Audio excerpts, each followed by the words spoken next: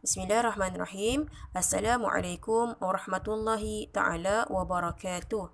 Alhamdulillah, berjumpa lagi kita pada hari ini untuk kita sambung pelajaran dalam subjek Jawi Darjah 3 bersama Ustazah Fatimah. Baik, jika kita ingat, minggu lepas kita sudah belajar tajuk yang pertama dalam subjek Jawi untuk tajuk imbuhan awalan di awal perkataan. Sebelum kita mula, marilah sama-sama kita membaca doa sebelum belajar. Bismillahirrahmanirrahim. Rabbi zidni ilman warzuqni fahman. Rabbi shrah li sadri wa yassir li amri wahlul 'uqdatam min lisani yafqahu qawli. Amma ba'd. Baik. Bagi tajuk ini, kita akan ulang kaji untuk imbuhan awalan seterusnya, iaitu memper dan ya. Okey, baik. Muka surat 12, boleh rujuk buku teks. Ustazah akan bacakan contoh-contoh yang ada di dalam buku teks. Yang pertama, memperhidup. Kedua, memperhebat.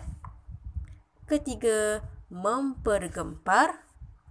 Keempat, memperguna.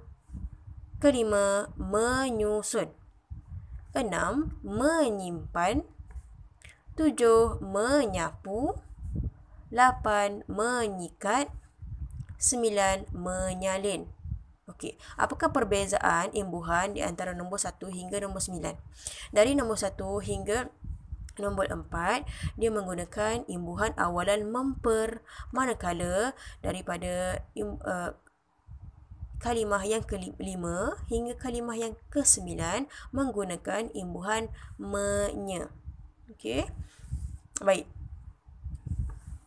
Di bawah ini ada contoh-contoh ayat. Ustazah akan baca satu saja sebab Ustazah akan mengulang kaji info yang lebih penting. Okey, untuk tajuk ini Ustazah akan tekankan satu bahagian selepas ini yang lebih penting. Sebelum itu Ustazah akan baca dahulu contoh ayat. Okey, baik. Kita tengok ayat yang pertama. Satu saja contoh untuk imbuhan memper, iaitu yang pertama, kerajaan telah memperhebat usaha mencegah penyakit denggi. Okey, baik. Memperhebat di sini maksudnya adalah memberi lebih, menjadikan sesuatu lebih hebat lagi, maksudnya membanyakkan aktiviti tersebut. Baik, untuk contoh menye. Okey, nombor 3 Ustazah akan baca. Salim dan Jamil sedang menyusun buku di perpustakaan. Okey, baik. Bagi contoh yang lain, kamu boleh baca dalam buku teks. Apa yang Ustazah nak tekankan pada hari ini adalah di bahagian info. Baik, jika kamu lihat di bahagian info ini, okey, Ustazah akan terangkan pada hari ini, ya. Baik.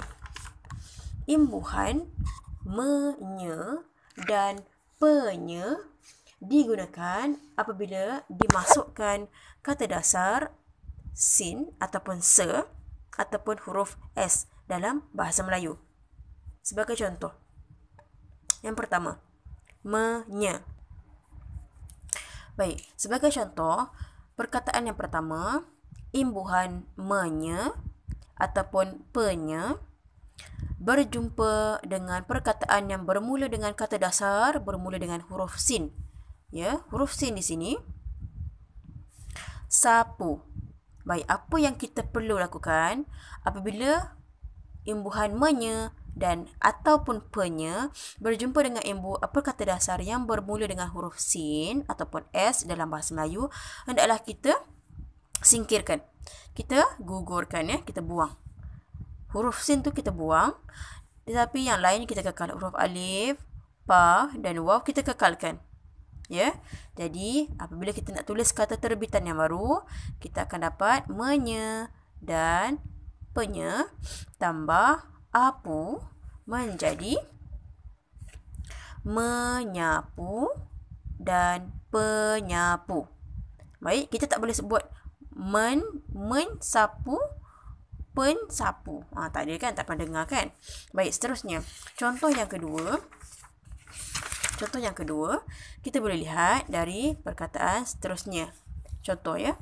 Menye tambah sorok. Okey, sorok. Sorok di sini bermula dengan kata dasar yang bermula dengan huruf sin. Jadi huruf sin di sini, apa yang perlu kita buat? Kita perlu gugurkan ataupun kita perlu buang. Okey? Buang huruf sin. Manakala bagi waw, ra, waw dan qaf kita kekalkan. Jangan buang. Buang satu saja, huruf sin saja. Okey? Dia akan jadi nye tambah sorok yang telah dibuang sin. Jadi perkataan terbitan baru iaitu menyorok. Okey? Baik. Begitu juga contoh lain yang kita jumpa dalam apa-apa perkataan yang bermula dengan huruf sin. Kata dasar kata dasar yang bermula dengan huruf sin. Semua kata dasar ini kita perlulah buang sin di hadapan ini apabila berjumpa dengan imbuhan yang menggunakan menye dan penye. Okey, baik. Contohnya suruh, suap, sukat, salin, sikat dan simpan. Dia akan jadi penyuruh, penyuap, penyukat, penyalin, menyalin, menyikat, menyimpan dan lain-lain lah, samalah menye, menyuruh, menyuap, menyukat, sama saja semua sekali. Okey, baik. Itu saja yang Ustazah nak tekankan pada hari ini. Ustazah harap kamu boleh memahami tajuk pada hari ini. Okey. Jadi wallahu alam, untuk hari ini itu saja kita perlu tekankan untuk imbuhan yang bermula dengan huruf imbuhan penye dan menye. Wallahu alam. Kita akan sambung dengan latihan yang akan Ustazah berikan.